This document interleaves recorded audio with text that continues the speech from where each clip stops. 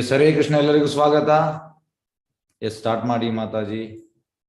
ಹರೇ ಕೃಷ್ಣ. ಮೊದಲಿಗೆ ಪ್ರಣಾಮ ಮಂತ್ರ. ಓಂ ಅಜ್ಞಾನತಿ ಮಿರಾಂಧಸ್ಯ ಜ್ಞಾನಾಂಜನ ಶಲಾಕೆಯ ಚಕ್ಷುರುನ್ಮಿಲಿತಮೇನ ತಸ್ಮೈ ಶ್ರೀ ಗುರುವೇ ನಮಃ. ವಾಂಛಾ ಕಲ್ಪತರುಭ್ರಶ್ಚ ಕೃಪಾ ಸಿಂಧುಭ್ಯ ಏವ ಚ ಪತಿತಾನಾಂ ಪಾವನೇಭ್ಯೋ ವೈಷ್ಣವೇಭ್ಯೋ ನಮೋ ನಮಃ. ನಮೋ ಓಂ ವಿಷ್ಣು ಪಾದಾಯ ಕೃಷ್ಣ ಪ್ರೇಷ್ಠಾಯ ಭೂತಲೆ ಶ್ರೀಮತಿ ಭಕ್ತಿವೇದಾಂತ ಸ್ವಾಮಿನ್ ಇತಿ ನಾಮಿನೆ. ನಮಸ್ತೆ ಸಾರಸ್ವತಿ ದೇವಿ ಗೌರವಾಣಿ ಪ್ರಚಾರಿಣಿ ನಿರ್ವಿಶೇಷ ಶೂನ್ಯವಾದಿ ಪಾಶ್ಚಾತ್ಯ ದೇಶಕಾರಿಣಿ. ಜೈ ಶ್ರೀ ಕೃಷ್ಣ ಚೈತನ್ಯ ಪ್ರಭು ನಿತ್ಯಾನಂದ ಶ್ರೀ ಅದ್ವೈತ ಗದಾಧರ ಶ್ರೀ ವಾಸಾದಿ ಗೌರ ಭಕ್ತವೃಂದ. ಹರೇ ಕೃಷ್ಣ ಕೃಷ್ಣ ಕೃಷ್ಣ ಹರೇ ಹರೇ, ಹರೇ ರಾಮ ರಾಮ ರಾಮ ಹರೇ ಹರೇ. ಹರೇ ಕೃಷ್ಣ. ಎಲ್ಲರಿಗೂ ಸ್ವಾಗತ. ಮೊದಲು ನಾನು ಉಡುಪಿ ಕಡಗೋಲು ಕೃಷ್ಣನಿಗೆ ಕೈ ಮುಗಿಯುತ್ತಾ, ರಾಧಾ ಗೋವಿಂದರಿಗೆ ಕೈ ಮುಗಿಯುತ್ತಾ, ಗೌರನಿ ತಾಯಿಗೆ ಕೈ ಮುಗಿಯುತ್ತಾ, ಪ್ರಭುಪಾದರ ಚರಣ ಕಮಲಗಳಿಗೆ ವಂದಿಸುತ್ತಾ, ರಾಧಾ ಗೋವಿಂದ ಮಂದಿರದ ಅಧ್ಯಕ್ಷರಿಗೆ ವಂದಿಸುತ್ತಾ, ಹಾಗೂ ಎಲ್ಲಾ ಗುರುಗಳಿಗೆ ವಂದಿಸುತ್ತಾ, ಇಲ್ಲಿ ವೇದಿಕೆಯಲ್ಲಿರುವ ಎಲ್ಲಾ ಗುರುಗಳಿಗೂ ವಂದಿಸುತ್ತಾ, ಮತ್ತು ಇಲ್ಲಿ ನೆರೆದಿರುವ ಎಲ್ಲಾ ಭಕ್ತ ವೃಂದದವರಿಗೂ ನನ್ನ ಅನಂತ ವಂದನೆಗಳು. ನಾನಿವತ್ತು ಪ್ರಭುಪಾದರ ವಾಣಿಯ ಇಲ್ಲಿ ಬಂದಂತ ಅವರ ಮಾತುಗಳ ಬಗ್ಗೆ ಕೆಲವೊಂದು ಒಂದು ಮುಖ್ಯಾಂಶಗಳನ್ನು ನಿಮ್ಮ ಮುಂದಿಡಲು ಪ್ರಯತ್ನವನ್ನು ಪಡುತ್ತಾ ಇದ್ದೇನೆ. ಹರೇ ಕೃಷ್ಣ ಕೃಷ್ಣ ಕೃಷ್ಣ ಹರೇ ಹರೇ, ಹರೇ ರಾಮ ರಾಮ ರಾಮ ಹರೇ ಹರೇ. ಇಲ್ಲಿ ಈ ಮಂತ್ರದ ಅರ್ಥವೇನೆಂದರೆ, ನಾವು ರಾಧಾರಾಣಿ ಹತ್ರ ಬೇಡಿಕೊಳ್ಳುವುದು, ರಾಧೆ ರಾಣಿ ನನ್ನನ್ನು ಕೃಷ್ಣನ ಭಕ್ತಿಯಲ್ಲಿ ಮತ್ತು ಕೃಷ್ಣನ ಸೇವೆಯಲ್ಲಿ ನನ್ನನ್ನು ತೊಡಗಿಸು ಎಂದು ಕೇಳಿಕೊಳ್ಳುವುದು. ಈ ಮಹಾಮಂತ್ರವನ್ನು ಉಚ್ಚರಿಸುವಾಗ ಬರುವ ದಿವ್ಯವಾದ ಕಂಪನದಿಂದ ನಿಷ್ಕ್ರಿಯ ಸ್ಥಿತಿಯಲ್ಲಿದ್ದ ನಮ್ಮ ಆತ್ಮವು ಎಚ್ಚೆತ್ತುಕೊಳ್ಳುತ್ತದೆ. ಪ್ರಕೃತಿಯ ಮೇಲಿನ ನಮ್ಮ ಒಡೆತನದ ಭಾವದಿಂದ ನಮ್ಮ ಪ್ರಜ್ಞೆಯು ಕಲುಷಿತಗೊಂಡಿರುತ್ತದೆ. ಭೌತಿಕ ಪ್ರಕೃತಿಯ ನಿಯಮಗಳ ಮೇಲೆ ಅಧಿಕಾರ ಚಲಾಯಿಸಿಕೊಂಡು ನಾವು ಇಲ್ಲಿ ಮಾಯೆಯ ಕೈಯಲ್ಲಿ ಸಿಕ್ಕಿ ಹಾಕಿಕೊಂಡು ತೊಳಲಾಡುತ್ತಾ ಇದ್ದೇವೆ. ಪ್ರಕೃತಿಯ ಮೇಲಿನ ಒಡೆತನ ಹಾಗೂ ಅಧಿಕಾರ ಎಂಬ ನಮ್ಮ ಭ್ರಮೆಯನ್ನು ಕೃಷ್ಣ ಪ್ರಜ್ಞೆಯಿಂದ ಮಾತ್ರ ತೊಲಗಿಸಬಹುದು. ಕೃಷ್ಣ ಪ್ರಜ್ಞೆಯು ಜೀವಂತ ಘಟಕದ ಮೂಲ ಶಕ್ತಿಯಾಗಿದೆ. ಇಲ್ಲಿ ನಾವು ನಮ್ಮ ಇಂದ್ರಿಯ ಸುಖದಲ್ಲಿ ಕೃಷ್ಣನನ್ನೇ ಮರೆತು ಬಿಟ್ಟಿದ್ದೇವೆ. ನಮ್ಮ ಇಂದ್ರಿಯಗಳು ಕೃಷ್ಣನ ಸೇವೆಗಾಗಿ ಇರುವಂತದ್ದು ಎಂದು ನಮ್ಮ ಪ್ರಜ್ಞೆ ಇರಬೇಕು. ಹರೇ ಕೃಷ್ಣ ಕೃಷ್ಣ ಕೃಷ್ಣ ಹರೇ ಹರೇ, ಹರೇ ರಾಮ ರಾಮ ರಾಮ ಹರೇ ಹರೇ ಎಂಬ ಮಂತ್ರ ಪಠಿಸುವ ಮೂಲಕ ಅದರಿಂದ ಬರುವ ದಿವ್ಯ ಕಂಪನದಿಂದ ನಮ್ಮ ಪ್ರಜ್ಞೆಯು ಕೂಡ ಪುನಃ ದಿವ್ಯ ಚೇತನವನ್ನು ಪಡೆಯುತ್ತದೆ. ಈ ಮಹಾ ಮಂತ್ರವು ಪಾಪ ವಿಮೋಚನೆಯ ಮಂತ್ರ. ಜಗಾಯಿ ಮತ್ತು ಮದಾಯಿ ಎಂಬ ಅಣ್ಣ ತಮ್ಮಂದಿರು ಎಲ್ಲಾ ರೀತಿಯ ಪಾಪ ಕ್ರಿಯೆಗಳಲ್ಲಿ ತೊಡಗಿದ್ದರು. ಚೈತನ್ಯ ಮಹಾಪ್ರಭುಗಳು ಅವರ ಮೇಲೆ ಕರುಣೆ ತೋರಿಸಿ ಅವರು ಈ ಮಹಾಮಂತ್ರವನ್ನು ಕೊಟ್ಟು ಅವರನ್ನು ಉದ್ಧಾರ ಮಾಡಿದರು. ಹೀಗೆ ಅವರು ಎಲ್ಲಾ ಪಾಪಗಳಿಂದ ವಿಮೋಚನೆಯಾದರು. ಮಹಾಮಂತ್ರದ ಅದರ ಪಠನೆಯ ಪರಿಣಾಮ ಎಷ್ಟು ಬಲವಾಗಿದೆ ಎಂದರೆ, ಅದನ್ನು ಶ್ರದ್ಧೆಯಿಂದ ಪಠಿಸಿದರೆ ಸಾಕು, ಒಬ್ಬ ವ್ಯಕ್ತಿಯು ಅವನ ಹಿಂದಿನ ಎಷ್ಟೋ ಜನ್ಮದಿಂದ ಮಾಡಿದ ಪಾಪದ ಕೊಳೆಯನ್ನು ಅವನ ಹೃದಯದಲ್ಲಿ ಗಾಢವಾಗಿ ಅಂಟಿಕೊಂಡಿದ್ದನ್ನು ಪೂರ್ತಿಯಾಗಿ ತೊಳೆದು ಅವನನ್ನು ಪರಿಶುದ್ಧನನ್ನಾಗಿ ಮಾಡಿ, ಅದು ಅಲ್ಲದೆ ಈ ಜನ್ಮದಲ್ಲಿ ಮಾಡಿದ ಪಾಪವನ್ನು ಕೂಡ ಅದು ಕಂಪ್ಲೀಟ್ ಪೂರ್ತಿಯಾಗಿ ಸುಟ್ಟು ಹಾಕಿ ಈಗ ಅನುಭವಿಸಿರುವ ನೋವುಗಳನ್ನು ಅದು ಭಸ್ಮ ಮಾಡಿ ಬಿಡುತ್ತದೆ. ಆಧ್ಯಾತ್ಮಿಕ ಸಂಪತ್ತು ವ್ಯಕ್ತಿಯ ಇಂದ್ರಿಯ, ಮನಸ್ಸು ಮತ್ತು ಬುದ್ಧಿಯನ್ನು ಮೀರಿಸುವಂತದ್ದು. ಇದು ನಮ್ಮನ್ನು ಎಲ್ಲಾ ದ್ವಂದ್ವಗಳಿಂದ ಹೊರಗೆ ತಂದು ಪ್ರಕೃತಿಯ ಗುಣಗಳಿಂದ ತ್ರಿಗುಣಗಳಿಂದ ಮುಕ್ತಿಯನ್ನು ಕೊಡುತ್ತದೆ. ಮಹಾಮಂತ್ರವು ಆಧ್ಯಾತ್ಮಿಕಕ್ಕೆ ಯಾವ ಅಡೆತಡೆ ಇಲ್ಲದೆ ನೇರವಾಗಿ ಸಂಪರ್ಕಿಸುವ ಒಂದು ಶಕ್ತಿಯಾಗಿದೆ. ಮಹಾಮಂತ್ರವನ್ನು ಪಠಿಸಲು ಅದರ ಭಾಷೆಯನ್ನು ಅರ್ಥ ಮಾಡಿಕೊಳ್ಳುವ ಅಗತ್ಯವಿಲ್ಲ. ಇದನ್ನು ನಮ್ಮ ಮನಸ್ಸಿಗೆ, ಬುದ್ಧಿಗೆ ಯಾವ ತ್ರಾಸು ಕೊಡದೆ ಸುಲಭವಾಗಿ ಪಠಿಸಬಹುದಾಗಿದೆ. ಈ ಮಹಾಮಂತ್ರವನ್ನು ಪಠಿಸಲು ಯಾವುದೇ ಅರ್ಹತೆಯ ಅವಶ್ಯಕತೆ ಇಲ್ಲ. ಈಗ ಭೌತಿಕದಲ್ಲಿ ಆದ್ರೂ ನಮ್ಗೆ ಈಗ ಒಂದು ಕೆಲಸಕ್ಕೆ ಹೋಗುದಾದ್ರೆ ಕೇಳ್ತಾರೆ, ನಿನ್ಗೆ ಎಷ್ಟು ವರ್ಷ ಅನುಭವ ಇದೆ, ಹಿಂದೆ ನೀನು ಎಲ್ಲ ಕಡೆ ಎಷ್ಟು ಕೆಲಸ ಮಾಡಿದೆ, ಈ ತರ ಎಲ್ಲ ಅನುಭವದ ಇದು ಪಟ್ಟಿಯನ್ನೇ ಕೇಳುತ್ತಾರೆ. ಬಟ್ ಈ ಒಂದು ಮಹಾಮಂತ್ರವನ್ನು ಪಠಿಸಲು ಯಾವ ಒಂದು ಮೊದಲಿನ ಅನುಭವದ ಅವಶ್ಯಕತೆಯೇ ಇಲ್ಲ. ಬಹಳ ಸುಲಭವಾಗಿ ಯಾರು ಬೇಕಾದರೂ ಇದನ್ನು ಪಠಿಸಬಹುದು. ಅಂದ್ರೆ ಪ್ರಭುಪಾದರು ಹೇಳ್ತಾರೆ, ಇಲ್ಲಿ ಒಂದು ಸಣ್ಣ ಮಗುನು ಇದನ್ನು ಪಠಿಸಬಹುದು, ಅಥವಾ ಯಾವ ಜೀವಿಯು ಅಥವಾ ನಾಯಿಯು ಕೂಡ ಇದರಲ್ಲಿ ಭಾಗವಹಿಸುವ ಅವಕಾಶ ಇದೆ ಎಂದು ಪ್ರಭುಪಾದರು ಹೇಳ್ತಾರೆ. ಮಂತ್ರವನ್ನು ಮತ್ತೆ ಇಲ್ಲಿ ಈ ಮಂತ್ರವನ್ನು ಪಠಿಸಲು ಯಾವ ಜಾತಿ, ದೇಶ, ವರ್ಗ, ವರ್ಣ, ಸಮಾಜದ ಘನತೆ ಯಾವುದರ ಪರಿವೇ ಇಲ್ಲ. ಯಾರು ಬೇಕಾದರೂ ಯಾರಿಗೆ ಈ ಜಿಹ್ವ ಮತ್ತು ಕಿವಿ ಇರುತ್ತೆ ಅವರು ಯಾರು ಬೇಕಾದರೂ ಈ ಮಂತ್ರವನ್ನು ಪಠಿಸಬಹುದು. ಅಂದ್ರೆ ನಾವು ಈ ಮಂತ್ರವನ್ನು ಪಠಿಸುವಾಗ ಕಿವಿಯಿಂದ ಕೇಳಬೇಕು. ನಮ್ಮ ತರಗತಿಯಲ್ಲಿ ಗುರುಗಳು ಯಾವತ್ತೂ ಹೇಳ್ತಾರೆ, ನಾವು ಎಷ್ಟು ಪರಿಶುದ್ಧವಾಗಿ ಈ ಮಂತ್ರವನ್ನು ಹಾಡಬೇಕೆಂದರೆ ನಾವು ಹರೇ ಕೃಷ್ಣ ಹರೇ ಕೃಷ್ಣ ಕೃಷ್ಣ ಕೃಷ್ಣ ಹರೇ ಹರೇ ಹರೇ ರಾಮ ರಾಮ ರಾಮ ಹರೇ. ಹೀಗೆ ಹೇಳುವಾಗ ಕೃಷ್ಣ ನಮ್ಮ ನಾಲಿಗೆಯಲ್ಲಿ ಕುಣಿದಾಡುತ್ತಾ ಇರ್ತಾನೆ ಅಂತ ನಾವು ಅನುಭವಿಸಿಕೊಂಡು ನಾವು ಈ ಮಂತ್ರವನ್ನು ಜಪಿಸಬೇಕು ಅಂತ ತರಗತಿಯಲ್ಲಿ ಗುರುಗಳು ಯಾವತ್ತೂ ಹೇಳುತ್ತಾ ಇದ್ದಾರೆ. ಶುದ್ಧ ಭಕ್ತನ ತುಟಿಯಿಂದ ಬಂದ ಜಪವು ಕಠಿಣ ಮತ್ತು ಅದು ತುಂಬಾ ದಿವ್ಯವಾದದ್ದು. ಅದರ ಪರಿಣಾಮವೂ ಕೂಡ ತಕ್ಷಣವೇ ಬರುತ್ತದೆ. ಪ್ರಭುಪಾದರ ವಾಣಿ ಹೇಗೆಂದರೆ ಅದು ದಿವ್ಯವಾದದ್ದು. ಗುರುಗಳು ಯಾವತ್ತೂ ಹೇಳ್ತಾರೆ, ಪ್ರಭುಪಾದರು ಒಂದು ಯಾವ್ದಾದ್ರು ಪ್ರವಚನ ಕೊಟ್ರೆ ಅವರು ಅದರಲ್ಲಿ ತಪ್ಪಾಯಿತು ಸಾರಿ ಅಂತ ಎಂಬ ವರ್ಡೇ ಹೇಳುವುದಿಲ್ಲ. ಆದ್ದರಿಂದ ಅವರ ಬಾಯಿಂದ ಬಂದ ಈ ವಾಣಿ ಬಹಳ ದಿವ್ಯವಾದದ್ದು. ಹರ ಎಂಬ ಪದವು ಭಗವಂತನ ಶಕ್ತಿಯನ್ನು ಸೂಚಿಸುತ್ತದೆ. ಇದು ಪರಮ ಭಗವಂತನನ್ನು ತಲುಪಲು ನಮಗೆ ಸಹಾಯ ಮಾಡುತ್ತದೆ. ಹರ, ಕೃಷ್ಣ, ರಾಮ ಈ 3 ಪದಗಳು ಮಹಾಮಂತ್ರದ ಅತೀಂದ್ರಿಯ ಬೀಜಗಳಾಗಿವೆ. ಹರಾಪಠನವು ತಾಯಿಗಾಗಿ ಮಗುವಿನ ಅಳುವಿನಂತೆಯೇ ಇರುತ್ತದೆ. ಸರ್ವೋಚ್ಚ ತಂದೆ ಹರಿ ಮತ್ತು ಕೃಷ್ಣನ ಅನುಗ್ರಹವನ್ನು ಪಡೆಯಲು ತಾಯಿ ಹರ ಸಹಾಯ ಮಾಡುತ್ತಾಳೆ. ಕೊನೆಯದಾಗಿ ನಾನು ಹೇಳುವುದೇನೆಂದರೆ, ನಾವೆಲ್ಲರೂ 16 ಮಾಲೆ ಜಪವನ್ನು ಉತ್ತಮ ಗುಣಮಟ್ಟದಲ್ಲಿ, ಅಂದ್ರೆ ಯಾವ ತಪ್ಪುಗಳನ್ನು ಮಾಡದೆ ಶ್ರದ್ಧೆಯಿಂದ ಪಡಿಸಿದರೆ ಅದು ನಮ್ಮನ್ನು ಭಗವತ್ ಜ್ಞಾನದಲ್ಲಿ ಕೊಂಡೊಯ್ದು ಕೃಷ್ಣನ ಸೇವೆಯಲ್ಲಿ ಸಂಪೂರ್ಣವಾಗಿ ತೊಡಗಿಸ್ತದೆ ಎಂಬುದಕ್ಕೆ ಸಂಶಯವಿಲ್ಲ ಎಂದು ಹೇಳಿ ನನಗೆ ಅವಕಾಶ ಕೊಟ್ಟ ಈ ವೇದಿಕೆಯಲ್ಲಿ ನನಗೆ ಮಾತನಾಡಲು ಅವಕಾಶ ಕೊಟ್ಟ ಎಲ್ಲರಿಗೂ ಧನ್ಯವಾದಗಳು. ಹರೇ ಕೃಷ್ಣ ಕೃಷ್ಣ ಕೃಷ್ಣ ಹರೇ ಹರೇ ಹರೇ ರಾಮ ರಾಮ ರಾಮ ಹರೇ ಹರೇ. ಓಂ ಕೃಷ್ಣಾರ್ಪಣ ಮತ್ತು ಓಂ ತತ್ಸತ್. ಹರೇ ಕೃಷ್ಣ ಗುರುಜಿ, ಧನ್ಯವಾದಗಳು. Yes. Okay. Next, Mallika Mataji. Yes, Mallika Mataji. Hare Krishna ಪ್ರಭುಜಿ. ವಿಡಿಯೋ ಆನ್ ಮಾಡಿ ನಿಮ್ದು. ಮಾಡ್ತೇನೆ ಪ್ರಭುಜಿ. ಅರೆ ವಿಡಿಯೋ 1 minute ಪ್ರಭುಜಿ, ಸ್ಟಾಪ್ ಶೇರ್ ಮಾಡ್ಕೊಂಡು ವಿಡಿಯೋ ಆನ್ ಮಾಡಿ. ಎಸ್, 1 ನಿಮಿಷ.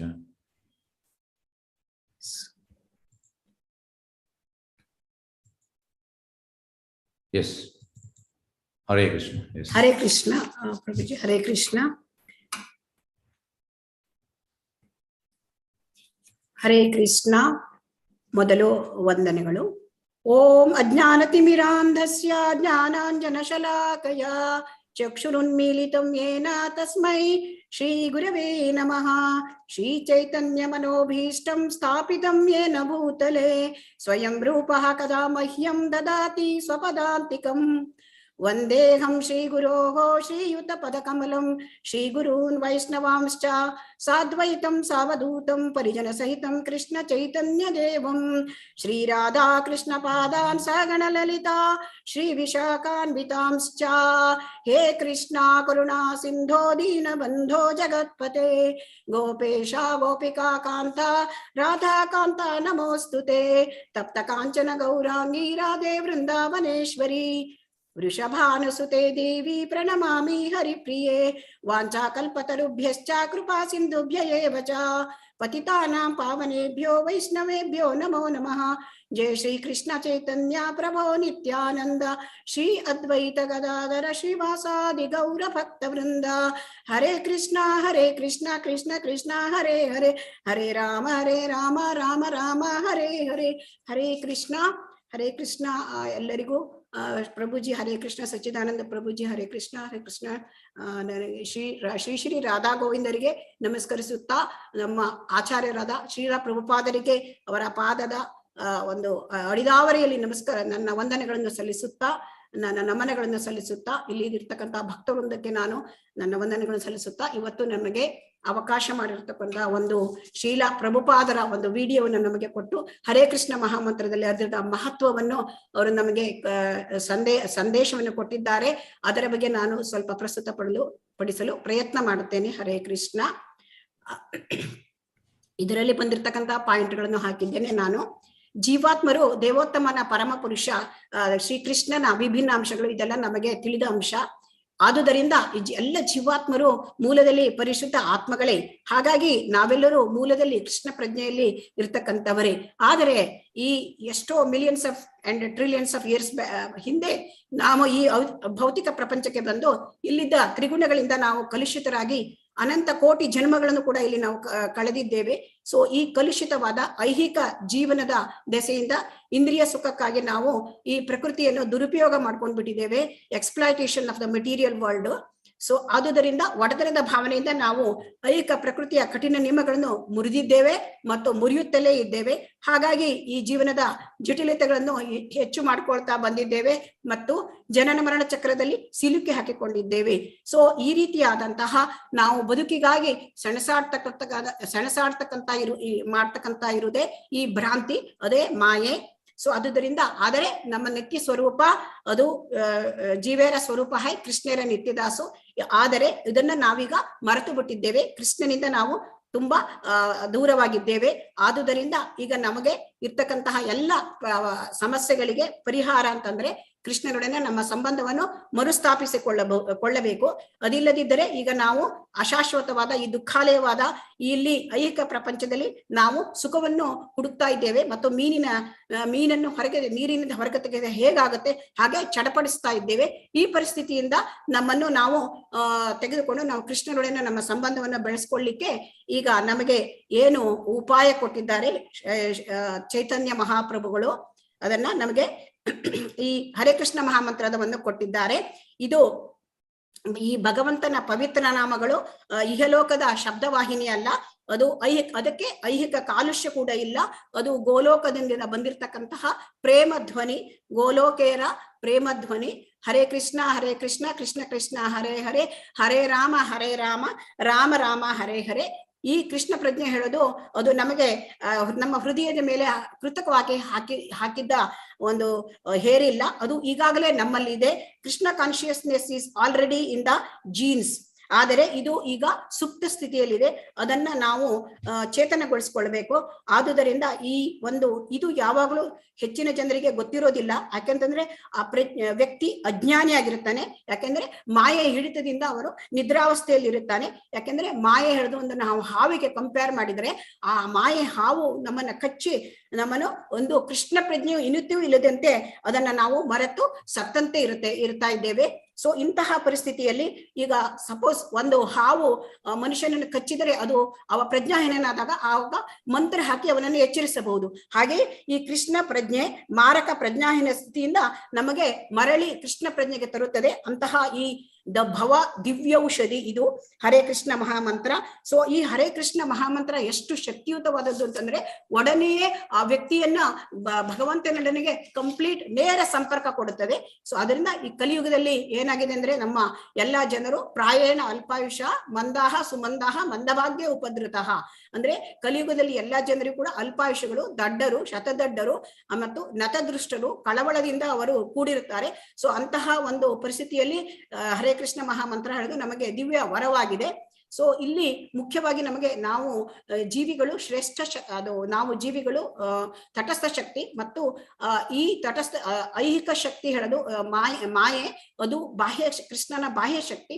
ಯಾವಾಗ ಜೀವಾತ್ಮ ಒಂದು ತಟಸ್ಥ ಶಕ್ತಿ ಆದರೂ ಅದು ಮೇಲ್ಮಟ್ಟದ ಶಕ್ತಿ.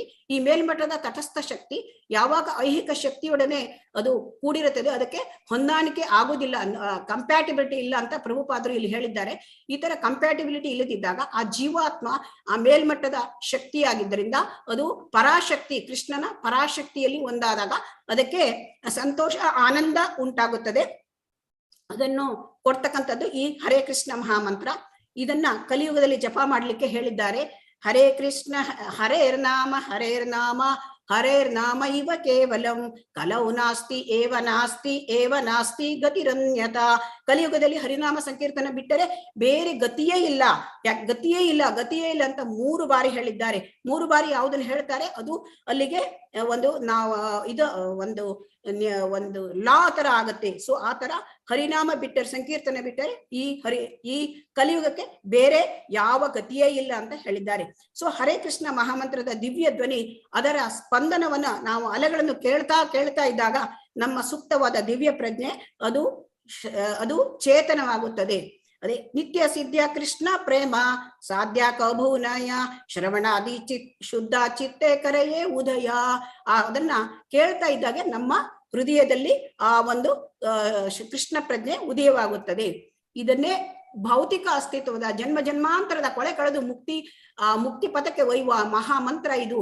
ಇದನ್ನ ಶಿಷ್ಟಾಷ್ಟಕದಲ್ಲಿ ಹೇಳಿದ್ದಾರೆ. ಚೇತೋದರ್ಪಣಮಾರ್ಜನಂ ಭವ ಮಹಾದಾವಾಗ್ನಿ ನಿರ್ವಾಪಣಂ ಶ್ರೇಯಃ ಕೈರವಚಂದ್ರಿಕ ವಿತರಣಂ ವಿದ್ಯಾವಧೌ ಜೀವನಂ ಆನಂದಾಂಬುಧಿವರ್ಧನಂ ಪ್ರತಿಪದಂ ಪೂರ್ಣಾಮೃತಾಸ್ವಾದನಂ ಸರ್ವಾತ್ಮ ಸ್ನಪನಂ ಪರಂ ವಿಜಯತೆ ಶ್ರೀಕೃಷ್ಣ ಸಂಕೀರ್ತನಂ. ಇಲ್ಲಿ ಅಂದ್ರೆ ಈ ಶ್ರೀ ಹರೇ ಕೃಷ್ಣ ಮಹಾಮಂತ್ರ ಅದು ನಮ್ಮ ಈ ಭೌತಿಕದ ಕೊಳೆಗಳು, ಜನ್ಮ ಜನ್ಮಾಂತರದ ಕೊಳೆಗಳು ಎಷ್ಟಿದೆ ಅಂತಂದ್ರೆ ಕಾಮ, ಲೋಭ ಮತ್ತು ಒಂದು ರಜೋಗುಣ ತಮಗುಣ, ಈ ಕೊಳೆ ನಾವು ಚರಂಡಿಯಲ್ಲಿ ಬಿದ್ದಾಗ ನಮ್ಮ ವಸ್ತ್ರಕ್ಕೆ ಎಷ್ಟು ಕೊಳೆ ಅಂಟುತ್ತದೆ, ಅದ್ರ ತಿಕ್ಕಿ ತಿಕ್ಕಿ ತೊಳೆದ್ರು ಹೋಗುವುದಿಲ್ಲ.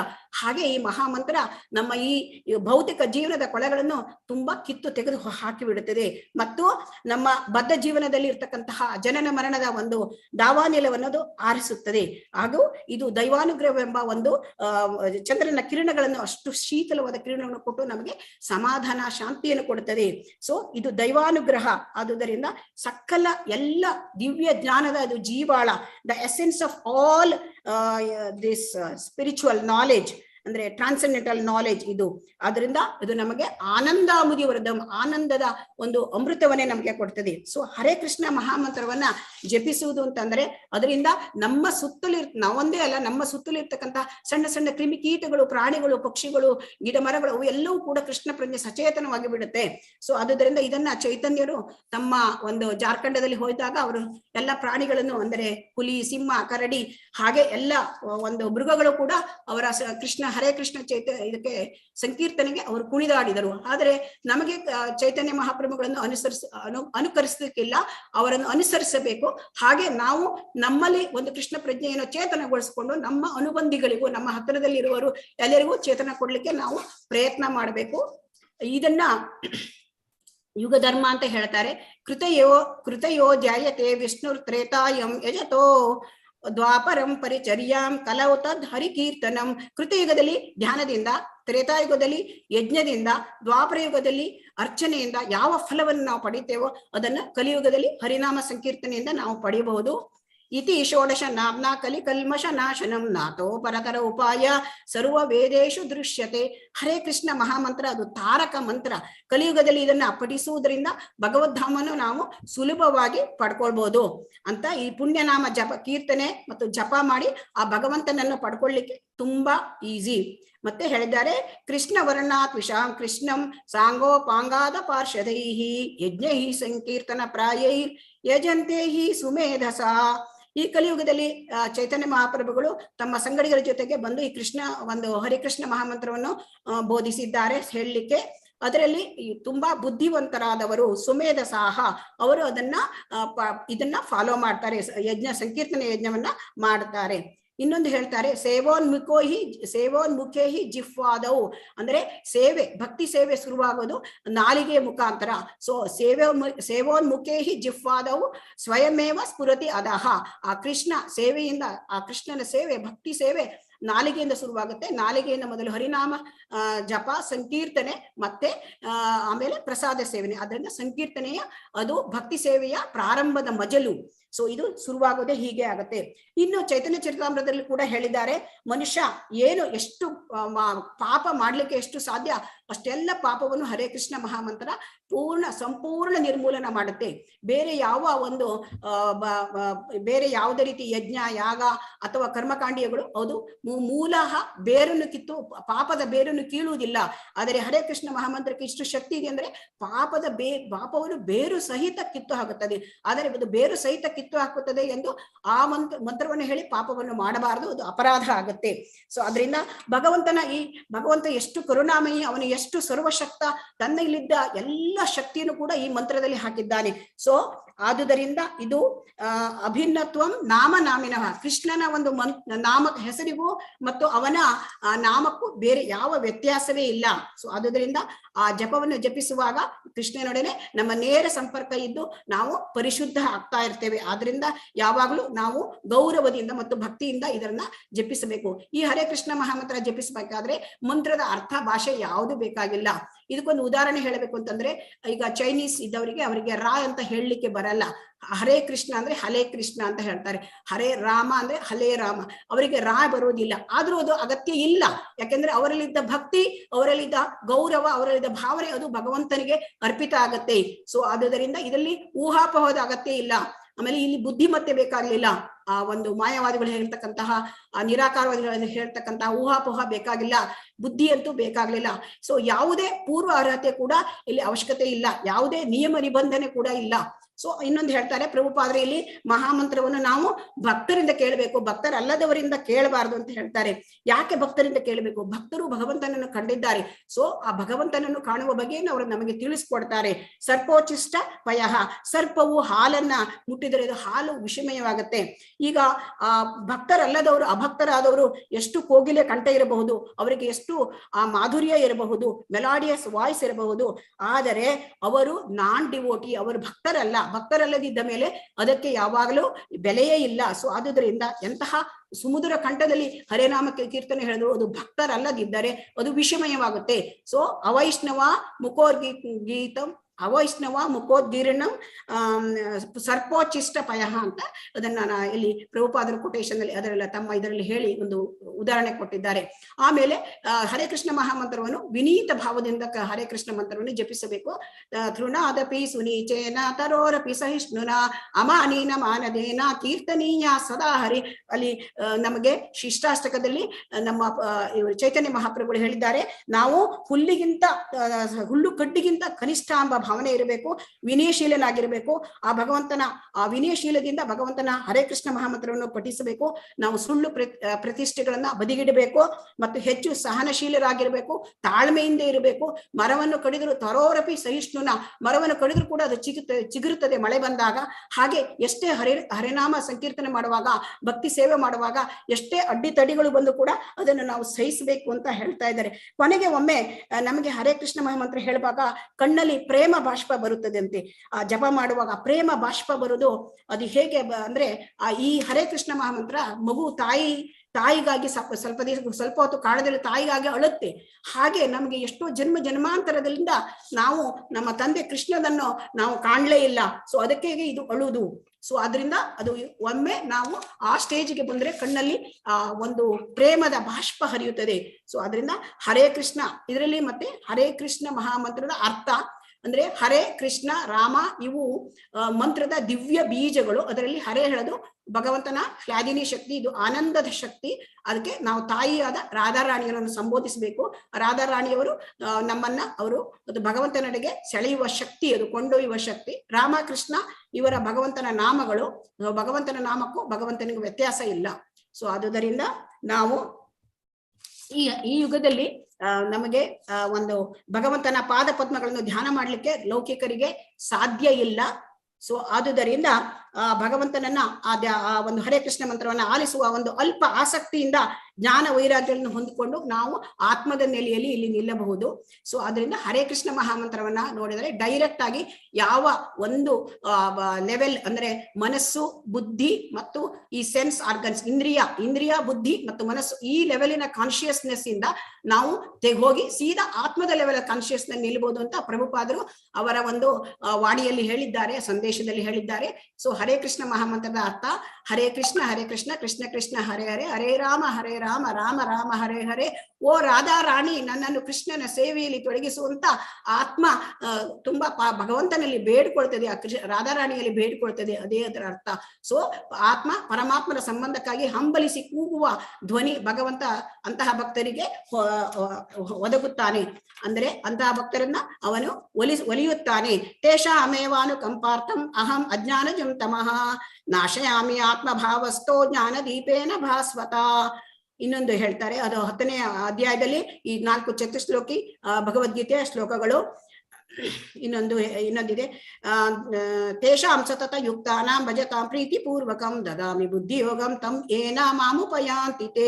ಅಂದರೆ ಅಂತಹ ಈ ಸತತವಾಗಿ ಯಾರು ಹರಿನಾಮ ಸಂಕೀರ್ತನೆ ಮಾಡ್ತಾರೋ ಅಂತವರಿಗೆ ಆ ಭಗವಂತ ಭಕ್ತರಿಗೆ ಒಲಿಯುತ್ತಾನೆ ಮತ್ತು ಆ ದಿವ್ಯ ಜ್ಞಾನ ಹೃದಯದಲ್ಲಿ ಕೊಡ್ತಾನೆ. ಅವರು ಅದಕ್ಕಾಗಿ ಯಾವುದೇ ಒಂದು ವೇದ ಮಂತ್ರ ಇದನ್ನೆಲ್ಲ ಓದ್ಬೇಕಾಗ್ಲಿಲ್ಲ, ಅವರಿಗೆ ಭಗವಂತನೇ ಒಂದು ಇದನ್ನ ಕೊಡ್ತಾರೆ. ಇಂತಹ ಒಂದು ಉದಾಹರಣೆ ತಂದ್ರೆ ಆ ಜಗನ್ನಾಥ ಬಾಬಾಜಿ ಅವರು ಮತ್ತು ಮತ್ತು ಗೌರಿಕಿಶೋರ್ ದಾಸ್ ಬಾಬಾಜಿ ಮಹಾರಾಜ್ ಇವರೆಲ್ಲ ಬರೇ ಒಂದು ಹರಿನಾಮ ಸಂಕೀರ್ತನೆ ಮಾಡಿಕೊಂಡು ದೊಡ್ಡ ಆಚಾರ್ಯಗಳ ಲೆವೆಲ್ಗೆ ಹೋದ್ರು. ಅವರು ಭಗವಂತನನ್ನು ಸಾಕ್ಷಾತ್ಕಾರ ಮಾಡಿಕೊಂಡರು.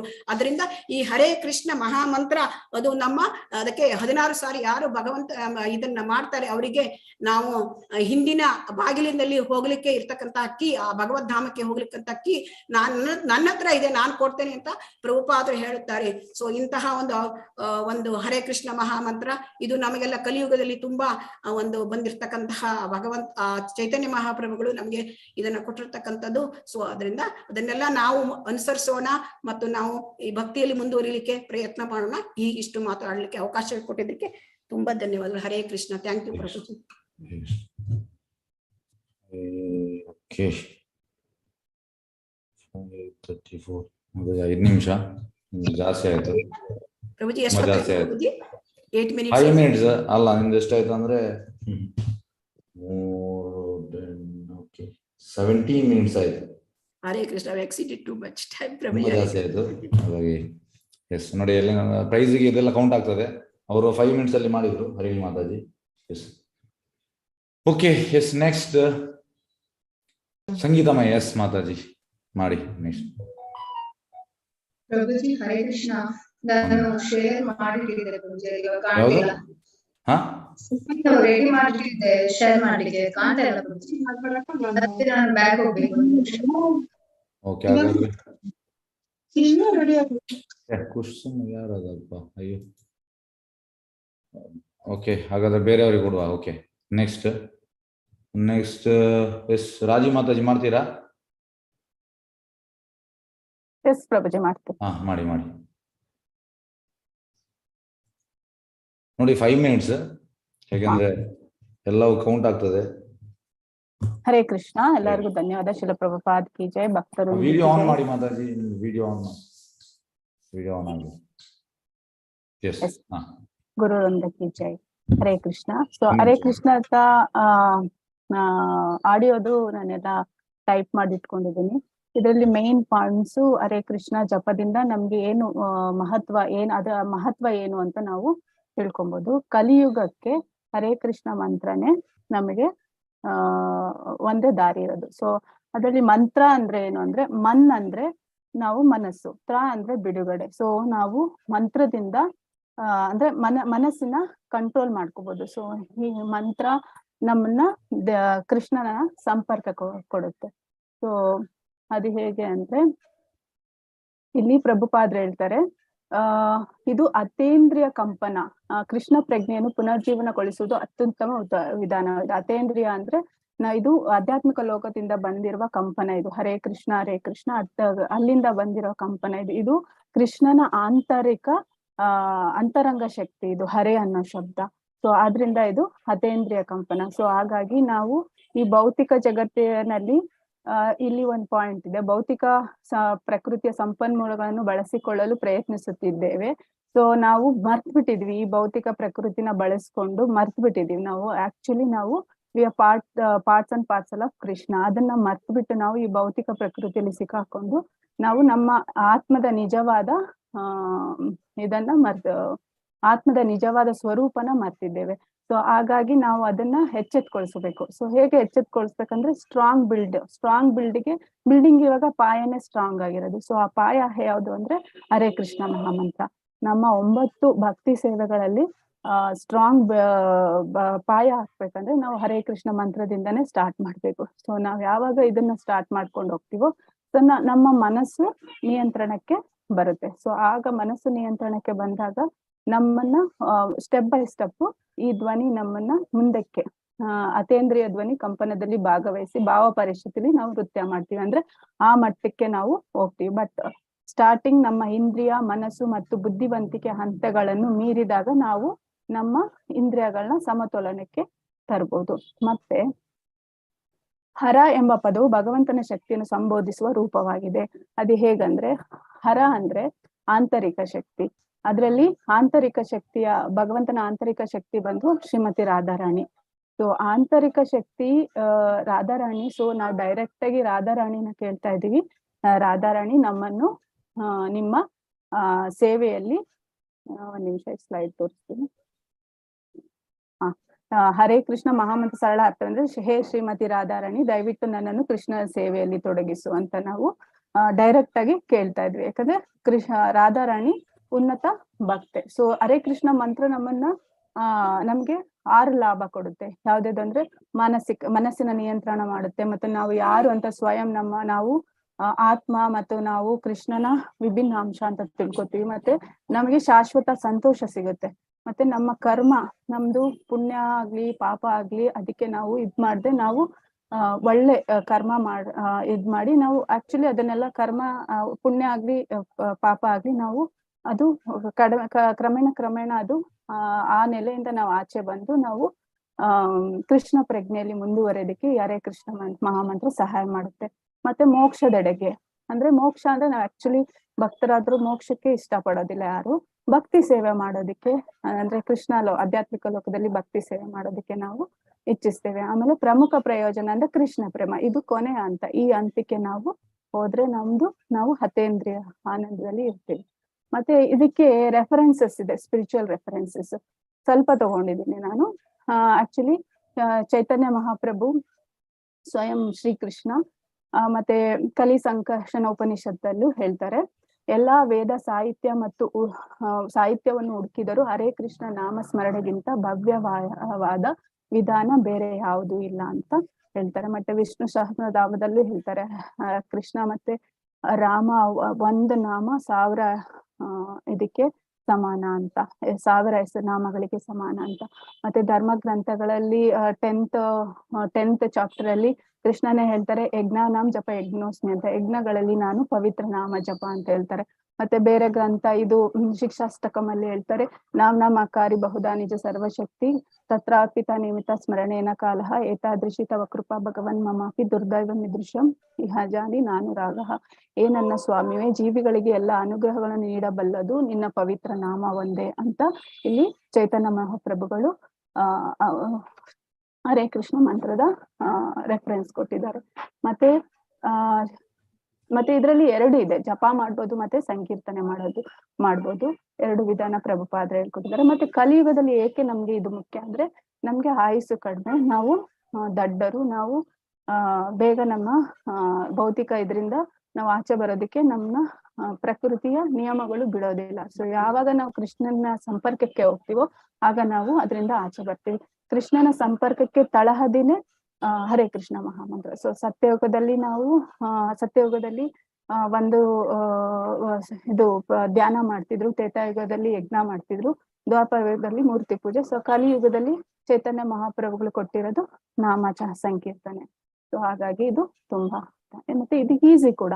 ಹೇಗೆ ಅಂದ್ರೆ ನಾವು ಮೆಟ್ಲತ್ತಿ ಮಾಡಿ ಮೇಲೆ 9 ಭಕ್ತಿ ಸೇವೆ ಸ್ಲೋವಾಗಿ ನಾವು ಹೋಗ್ಬೇಕಾಗುತ್ತೆ. ಸೊ ಮೆಟ್ಲತ್ತಿ ಹೋಗೋದ್ಕಿಂತ ನಾವು ಲಿಫ್ಟ್ ಅಲ್ಲಿ ಈಸಿಯಾಗಿ ಹೋಗ್ಬೋದು. ಅದಕ್ಕೆ ತಳಹದಿ ಯಾವುದು? ಹರೇ ಕೃಷ್ಣ ಮಹಾಮಂತ್ರ. ಮತ್ತೆ ಹರೇ ಕೃಷ್ಣ ಮಹಾಮಂತ್ರದಿಂದ ನಾವು ಈ ಭಕ್ತಿ ಸೇವೆಯ ನಿಯಮಗಳನ್ನ ಹೇಗೆ ಮಾಡೋದು ಅಂದ್ರೆ ತಲೆ ಕೆಡ್ಸ್ಕೊಳಂಗಿಲ್ಲ. ನಾವು ನಮ್ಮ ಅಂತರಂಗದಲ್ಲಿರೋ ಪರಮಾತ್ಮ ಆಕ್ಟಿವೇಟ್ ಆಗಿ ನಮ್ಮನ್ನ ಅಂದ್ರೆ ನಮ್ಮ ಪ್ರಜ್ಞೆ ಆಕ್ಟಿವೇಟ್ ಆಗುತ್ತೆ. ಆಕ್ಚುಲಿ ಪ್ರಜ್ಞೆಯಿಂದಾನೇ ನಾವು ಕಂಡುಹಿಡ್ಕೊಳೋದಕ್ಕಾಗೋದು. ಸೊ ಆ ಪ್ರಜ್ಞೆ ಏನಾಗುತ್ತೆ, ನಮ್ಮನ್ನ ಹರೇ ಕೃಷ್ಣ ಅಂದ್ರೆ ನೆಕ್ಸ್ಟ್ ಉನ್ನತ ಲೆವೆಲ್ಗೆ ಅದೇ ಕರ್ಕೊಂಡು ಹೋಗುತ್ತೆ ಸ್ಟೆಪ್ ಬೈ ಸ್ಟೆಪ್. ಸೊ ಹಾಗಾಗಿ ಇದು ಇಂಪಾರ್ಟೆಂಟ್. ಓಕೆ, ಇಲ್ಲಿ ಆಂತರಿಕ ಶಕ್ತಿಯಾದ ಹರೇ ಕೃಷ್ಣ ಮತ್ತು ರಾಮ ಎಂಬ 3 ಪದಗಳು ಮಹಾಮಂತ್ರದ ಅತೇಂದ್ರಿಯ ಬೀಜಗಳಾಗಿವೆ. ಮತ್ತು ಜಪವು ಭಗವಂತನ ಆಧ್ಯಾತ್ಮಿಕ ಕರೆ ಮತ್ತು ಅವನ ಆಂತರಿಕ ಶಕ್ತಿಯಾದ ನಿಯಮಾವಧಿ ಆತ್ಮಕ್ಕೆ ರಕ್ಷಣೆ ನೀಡುತ್ತದೆ. ನಮ್ಮ ಆತ್ಮ ನಿಯಮಾವಧಿ ಅಂದ್ರೆ ಭೌತಿಕ ನಿಯಮಗಳಿಂದ ಪ್ರಕೃತಿಯ ನಿಯಮಗಳಿಗೆ ಒಳಪಟ್ಟಿದೆ. ಸೊ ಅದರಿಂದ ನಮ್ಗೆ ರಕ್ಷಣೆ ಸಿಗುತ್ತೆ. ಜಪವು ತಾಯಿಯಾಗಿ ಮಗು ನಿಜವಾಗಿ ಅಳುವಂತೆಯೇ ಇರುತ್ತದೆ. ಸೊ ನಾವು ಉನ್ನತ ಲೆವೆಲ್ಗೆ ಹೋಗ್ತಾ ನಮ್ಗೆ ಕಣ್ಣಲ್ಲಿ ನೀರು ಬರುತ್ತೆ, ನಾವು ಕನೆಕ್ಟ್ ಆಗ್ತೀವಿ, ನಮ್ಗೆ ಗೊತ್ತಾಗುತ್ತೆ ನಾವು ಏನ್ ತಪ್ಪು ಮಾಡಿ ನಾವು ಏಕೆ ಈ ಭೌತಿಕ ಲೋಕಕ್ಕೆ ಬಂದೀವಿ ಅಂದ್ರೆ. ಸೊ ಒಂದು ತಾಯಿ ನಮ್ಗೆ ರಕ್ಷಣೆ ಮಾಡೋ ತರ ನಮ್ಗೆ ರಾಧಾರಾಣಿ ರಕ್ಷಣೆ ಮಾಡ್ತಾಳೆ. ಹೇಗೆ ಅಂದ್ರೆ ನಾವು ಹರ ಅಂತ ಕರಿತಾ ಇದ್ದೀವಿ. ಸೊ ರಾಧಾರಾಣಿ ಪರಮ ತಂದೆಗೆ, ಈಗ ತಂದೆಗೆ ತಾಯಿ ಮಗುಗೋಸ್ಕರ ಸಪೋರ್ಟ್ ಮಾಡ್ತಾರೆ, ಆ ತರ ರಾಧಾರಾಣಿ ನಮ್ಗೆ ಸಪೋರ್ಟ್ ಮಾಡ್ತಾರೆ. ಪರಮ ತಂದೆ ಹರಿ ಅಥವಾ ಕೃಷ್ಣನ ಅನುಗ್ರಹವನ್ನು ಸಾಧಿಸಲು ರಾಧಾರಾಣಿ ನಮ್ಗೆ ಸಹಾಯ ಮಾಡ್ತಾರೆ. ಸೊ ನಾವು ಈ ಆಧ್ಯಾತ್ಮಿಕ ಉನ್ನತಿಗೆ ಇರ್ಬೇಕಂದ್ರೆ ಮೊದಲ ಸ್ಟೆಪ್ ಹರೇ ಕೃಷ್ಣ ಮಂತ್ರ. ಹರೇ ಕೃಷ್ಣ ಪಡಿ. Thank you. ಹರೇ ಕೃಷ್ಣ, ಧನ್ಯವಾದ. Yes, Hare Krishna. Yes, time. Yes, ಹಾ ಹೇಳಿ ಸಂಗೀತಮಯ.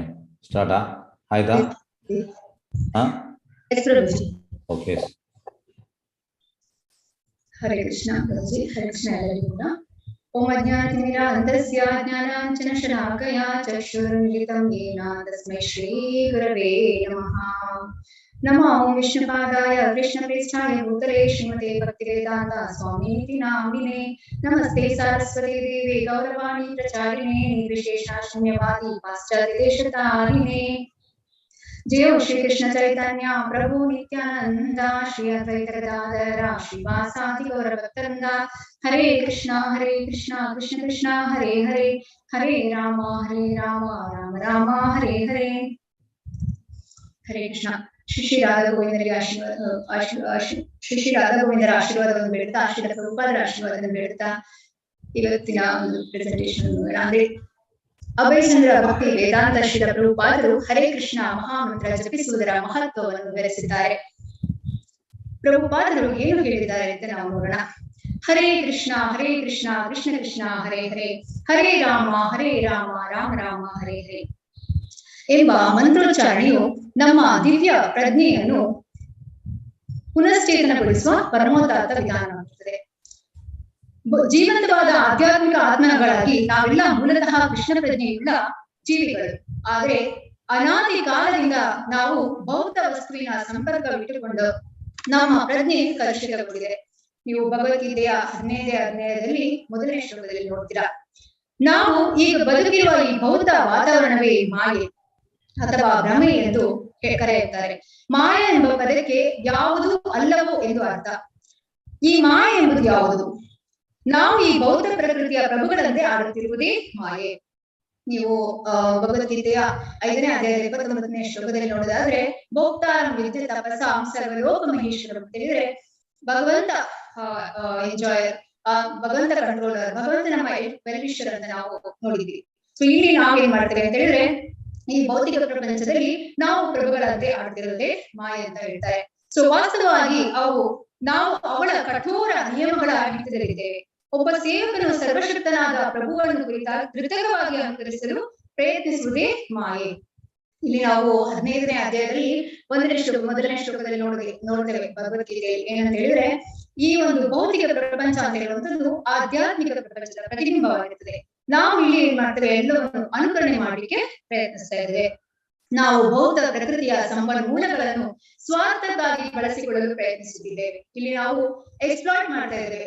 ಯಾಕಂದ್ರೆ ಇಲ್ಲಿ ನಾವು ಪರ ಮತ್ತು ಅಪರಾಶಕ್ತಿ ಭಗವಂತನ, ನಾವು ಪರಾಶಕ್ತಿ ನಾವು ಸ್ವಲ್ಪ ಸುಪೀರಿಯರ್ ಅಂತ ಹೇಳಿ ನಾವೇನ್ ಮಾಡ್ತೇವೆ, ಯಾವ್ದು ಅಪರಾಶಕ್ತಿ ಸುಪೀರಿಯರ್ ಇರುತ್ತೆ ಅದರ ಮೇಲೆ ನಾವು ದಬ್ಬಾಳಿಕೆಯನ್ನು ನಡೆಸಲಿಕ್ಕೆ ಪ್ರಯತ್ನಿಸ್ತಾ ಇದ್ದೇವೆ. ನಾವು ಕೋಆಪರೇಷನ್ ಮಾಡಲು ಹೋಗ್ತಾ ಇಲ್ಲ.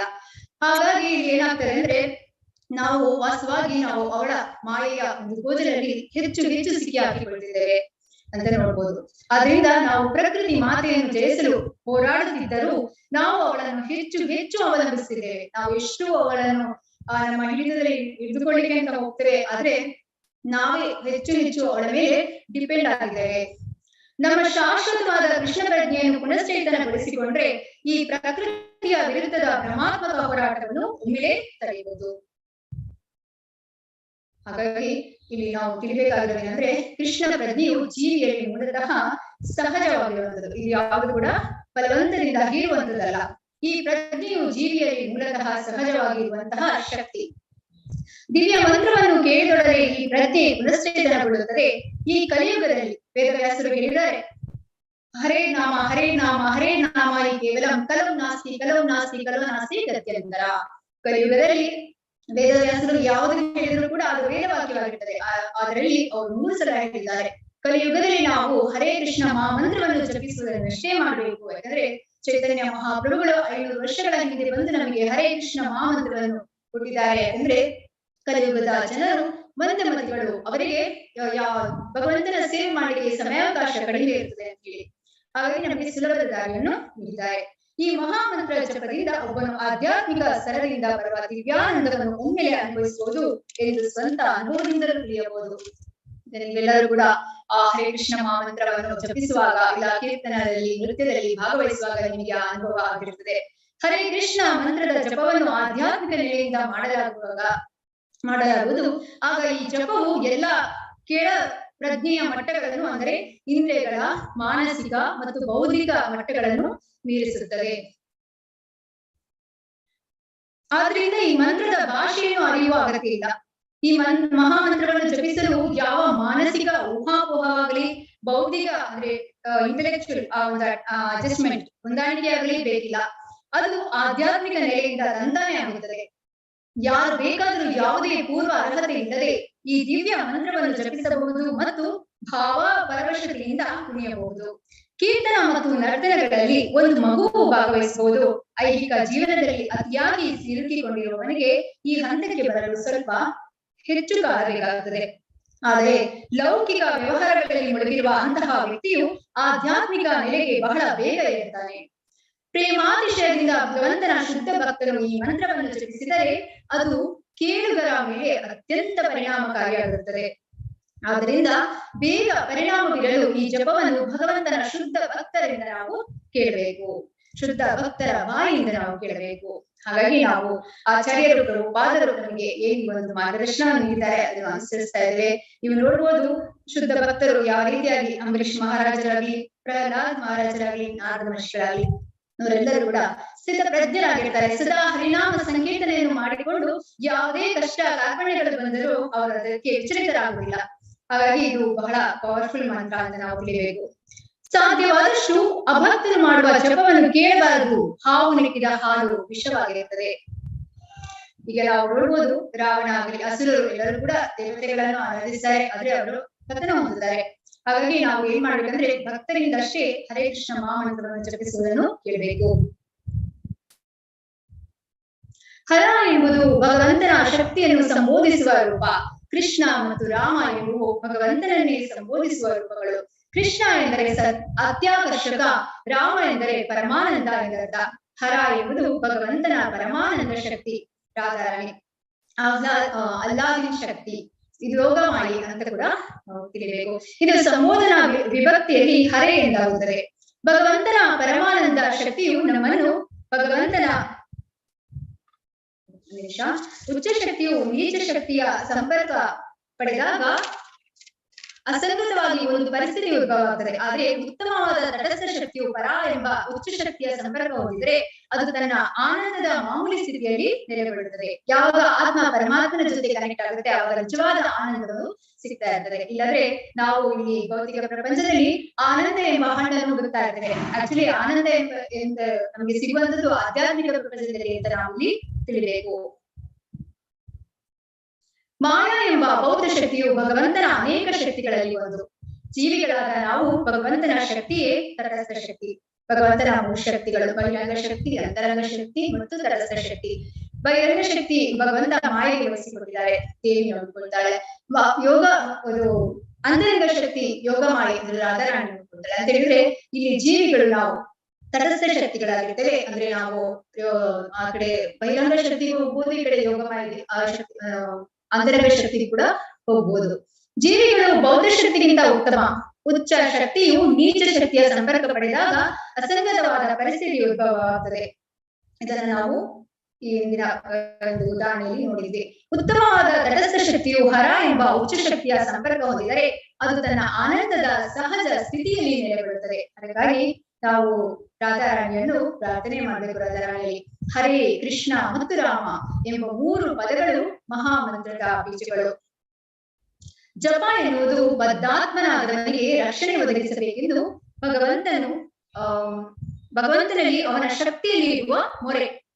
ಅಂದ್ರೆ ನಾವೀಗ ಜಪ ಮಾಡೋದು ಅಂತ ಹೇಳಿದ್ರೆ ಭಗವಂತನ ನಾವು ಶಕ್ತಿ, ಇದು ಅಂತರಂಗ ಶಕ್ತಿ ರಾಧಾರಾಣಿಯಲ್ಲಿ ಪ್ರಾರ್ಥನೆಯನ್ನು ಮಾಡುವಂಥದ್ದು.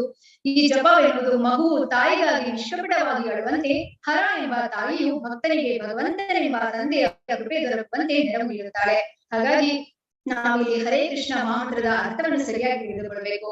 ಓ ಶ್ರೀಮತಿ ರಾಧಾರಾಣಿ, ಓ ಶ್ರೀಕೃಷ್ಣನ ದಿವ್ಯಶಕ್ತಿ, ಓ ಸರ್ವಾಕರ್ಷಕ ಶ್ರೀಕೃಷ್ಣ, ದಯವಿಟ್ಟು ನನ್ನನ್ನು ನಿಮ್ಮ ಭಕ್ತಿ ಸೇವೆಯಲ್ಲಿ ತೊಡಗಿಸಿಕೊಳ್ಳಿ ಅಂತ ಹೇಳಿ ನಾವು ನಮ್ರತೆಯಿಂದ ಪ್ರಾರ್ಥನೆಯನ್ನು ಮಾಡ್ತಾ ಜಪವನ್ನು ಮಾಡಬೇಕು. ಸೊ ಈ ಮಂತ್ರವನ್ನು ಪ್ರಾಮಾಣಿಕವಾಗಿ ಜಪಿಸುವ ಭಕ್ತನಿಗೆ ಭಗವಂತನು ತಾನೇ ಪ್ರತ್ಯಕ್ಷನಾಗುತ್ತಾನೆ.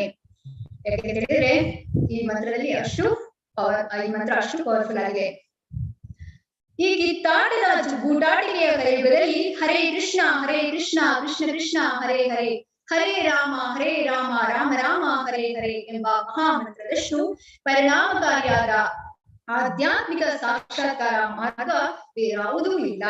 ಪ್ರಭುಪಾದರು ಈ ಮಹಾಮಂತ್ರ, ದಿವ್ಯವಾದ ಮಹಾಮಂತ್ರವನ್ನು ಜಪಿಸುವಂತೆ ನಮಗೆಲ್ಲರಿಗೂ ಸಲಹೆ ನೀಡಿದ್ದಾರೆ. ಸೊ ಕೃಷ್ಣ ಈ ನಾಮ ಜಪವನ್ನು ನಮಗೆ ರಿವೀಲ್ ಮಾಡಿದ್ದಾರೆ. ಸೊ ನಮ್ಮ ಮೇಲಿನ ಕರುಣೆಯಿಂದಾಗಿ ಜಪವನ್ನು ಮಾಡುವುದು ಅಂದ್ರೆ ನಮಗೂ ಕೃಷ್ಣನಿಗೂ ನೇರವಾದ ಕನೆಕ್ಷನ್. ಹಿಂದಿನ ಆಚಾರ್ಯರೆಲ್ಲರೂ ಜಪ ಮಾಡ್ತಿದ್ರು. ಹರಿದಾಸ್ ಠಾಕೂರ್ ಅವರು ದಿನಕ್ಕೆ 159 ಮಾಲೆ ಜಪವನ್ನು ಮಾಡ್ತಾ ಇದ್ರು. ಹಾಗಾಗಿ ನಾವು ಪ್ರಾರ್ಥನೆಯಲ್ಲಿ ಅವರಿಗೆ ನಾಮಾಚಾರ್ಯ ಶ್ರೀ ಹರಿದಾಸ್ ಠಾಕೂರ್ ಜಯ ಅಂತ ಹೇಳ್ತೇವೆ. ಸೊ ಶುದ್ಧ ಭಕ್ತರು ನವ್ಯದ ಭಕ್ತಿಯಲ್ಲಿ ಶ್ರವಣಂ, ಕೀರ್ತನಂ, ಸ್ಮರಣಂ, ವಂದನಂ, ಪಾದಸೇವಂ, ಅರ್ಚನಂ, ಆತ್ಮನಿವೇದನ, ದಾಸ್ಯಂ, ಸಾಕ್ಯಂ, ಆತ್ಮನಿವೇದನಂ ಈ ರೀತಿಯಾಗಿ ಅವರು ಮಾಡ್ತಾ ಇದ್ದಾರೆ ಅಂತ ಹೇಳಿದ್ರೆ ನಾವು ಕೂಡ ಈ ಒಂದು ಶ್ರವಣಂ, ಕೀರ್ತನಂ, ಸ್ಮರಣಂ ಈ ಮೂರರಲ್ಲಿ ಮನಸ್ಸನ್ನಿಟ್ಟು ಈ ಒಂದು ಜಪವನ್ನು ನಾವು ಕ್ವಾಲಿಟಿಯಲ್ಲಿ ಮಾಡ್ಕೊಂಡು ಹೋಗ್ಬೇಕು ಅಂತ ಹೇಳಿ ನಾವು ಹೇಳಬೇಕು. ಭಕ್ತಿ ವಿನೋದ ಠಾಕೂರ್ ಆಚಾರ್ಯರು ಹೇಳ್ತಾರೆ, ಜಪಮಾಲೆಯ ಆ ಬೀಡ್ಸು ಕೃಷ್ಣನ ಪಾದವಿದ್ದಂತ ಹೇಳಿ ನಾವು ಆ ಪಾದವನ್ನು ಮುಟ್ಟಿಕೊಂಡು ಜಪ ಅಂದ್ರೆ ಬೀಡ್ಸನ್ನು ನಾವು ಸುಮ್ಮನೆ ಹೀಗೆ ಮುಟ್ಟದಂತ ಹೇಳಿದ್ರೆ ಅದು ಕೃಷ್ಣನ ಪಾದವನ್ನು ಮುಟ್ಟಿ ನಾವು ಜಪ ಮಾಡುವಂತೆ ಅಂತ ಹೇಳಿ ತಿಳಿದುಕೊಂಡು ಮಾಡ್ಬೇಕು. ಹಾಗಾಗಿ ಎಲ್ಲರಿಗೂ ಪ್ರಾರ್ಥನೆ ಅಂತ ಹೇಳಿದ್ರೆ ಎಲ್ಲರೂ ಕೂಡ ಜಪವನ್ನು ಮಾಡಿ ಹಾಗೂ ನಿಜವಾದ ಆನಂದವನ್ನು ಪಡೆಯಿರಿ. ಹರೇ ಕೃಷ್ಣ ಕೃಷ್ಣ ಕೃಷ್ಣ ಹರೇ ಹರೇ, ಹರೇ ರಾಮ ರಾಮ ರಾಮ ಹರೇ ಹರೇ. ಹರೇ ಕೃಷ್ಣ ಗುರುಜಿ, ಧನ್ಯವಾದಗಳು. ಹರೇ ಕೃಷ್ಣ. ಎಸ್, ನೋಡಿ ನಾವು ಇಲ್ಲಿಗೆ ಇವತ್ತಿಗೆ ಮುಗಿಸುವ. 1 ನಿಮಿಷ, ಯಾಕಂದ್ರೆ ಈಗ ರೀನಾ ಮಾತಾಜಿ, ನೇತ್ರಾ ಮಾತಾಜಿ, ಅರ್ಚನಾ ಮಾತಾಜಿ ಇಲ್ಲಿ ಅರ್ಚನಾ ಮತ್ತೆ ಇನ್ನೊಂದು ಮಾತಾಜಿ. ಓಕೆ, ನೆಕ್ಸ್ಟ್ ಸ್ಯಾಟರ್ಡೆ ಮಾಡುವ, ಯಾಕಂದ್ರೆ ಟೈಮ್ ಆಯಿತು. ಈಗ ನಮಗೆ ಬೇರೆ ಈಗ ಒಂದು ಕೆಲಸ ಉಂಟು. ಓಕೆ, ಎಸ್, 1 ನಿಮಿಷ. ಎಸ್, 4 ಮಂದಿ ಮಾಡಿದ್ದಾರೆ, ಇನ್ನು 4 ಮಂದಿ ಇದ್ದಾರೆ. 4 ಮಂದಿಗೆ ನೆಕ್ಸ್ಟ್ ಸ್ಯಾಟರ್ಡೆ. ಹರೇ ಕೃಷ್ಣ. ಹರೇ ಕೃಷ್ಣ ಪ್ರಭು. ಹರೇ ಕೃಷ್ಣ ಪ್ರಭುಜಿ, ಧನ್ಯವಾದಗಳು ಧನ್ಯವಾದಗಳು ಎಲ್ಲರಿಗೂ ಧನ್ಯವಾದ. ಎಸ್, ಹರೇ ಕೃಷ್ಣ, ಧನ್ಯವಾದ.